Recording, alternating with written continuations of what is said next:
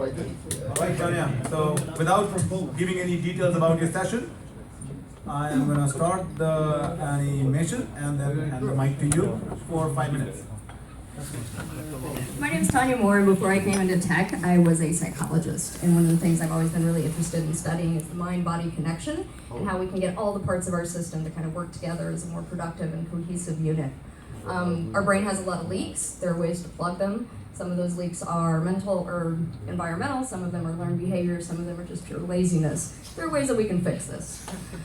One of the main things that we have to do, first and foremost, is respect your body clock. Everybody has a body rhythm. You gotta respect it. There are times that you should do certain things. 10 o'clock, have your meetings. 2 o'clock, answer your email, do your reports, whatever. 3:30 is your big problem-solving time. You gotta know when your brain's squirting the right stuff. 2 o'clock, you have your downtime. Don't reach for the coffee, chew some mint gum. Not only are you gonna get that olfactory zing, but you're also going to have something that's called a mastication response, which if I say that 3 times, I get an R rating. But it tells your body to not hibernate, wake up, do something. Blue light is also effective. This is one of the reasons why you're not supposed to look at your screens or do anything fun before you go to bed. It really turns off your production of melatonin, which is what tells you to go to sleep. So full spectrum lights, blue lights, these are things that you can use at 2 o'clock when you're feeling a slump. The way you're sleeping is wrong, I'm telling you right now. This has only happened since the Industrial Revolution of the 9-to-5 jobs. Big chunks of sleep followed by a big chunk of productivity is cutting into your day. And who hasn't bitched about that before, right? So segmented sleep, this is what our agrarian forefathers used to do. You sleep, wake up for a couple hours, sleep again, have a big chunk of time. Our Hispanic people who like to siesta, this is also really effective. Should we all shut down for an hour and a half? Yeah, absolutely. This is a classic triphasic sleep. This is what you should really be aiming for. It's 3 90-minute periods throughout the 24-hour. You gain 4 to 5 hours of productivity a day. You can teach yourself to do this in 3 days and your brain won't even notice the difference. Hey, I just got in from Chicago and boy are my arms tired. You can beat jet lag by using food. First thing you can do is starve. Don't eat for 16 hours. Your first meal should be breakfast in the time zone where you land. Your body will automatically go out of hibernation and kick right into gear. You can also pre-prep. 3 days before you fly, start eating on the schedule of where you're going to land. You don't have to change your sleep, you don't have to change anything else, just start eating on your destination time zone. Your body will pick it right up. Everybody drink. Okay, increase your reading speed. Tim Ferriss is the guy who wrote the 4-Hour Workweek.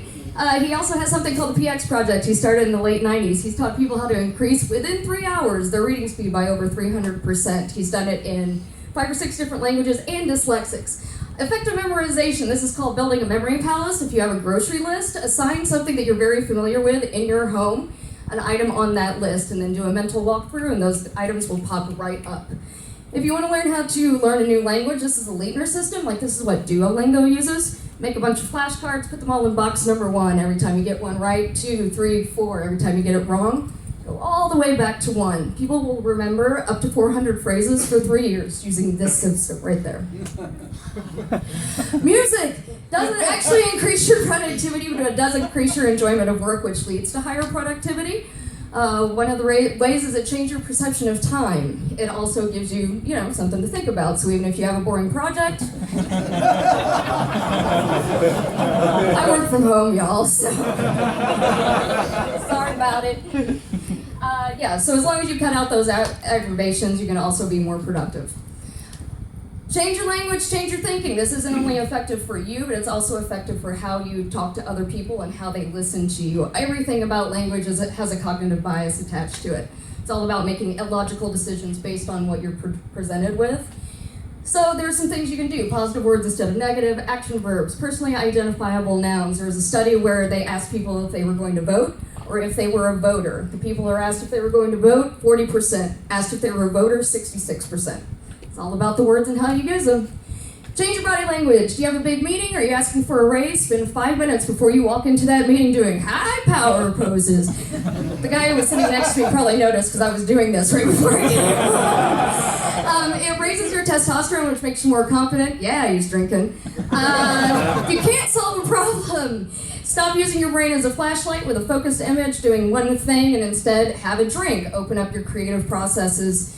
More like shining a light in a big room. Cheers, Mark. And I couldn't think of anything to say on the last slide, so these are already up on my blog at Welcome, Teresa.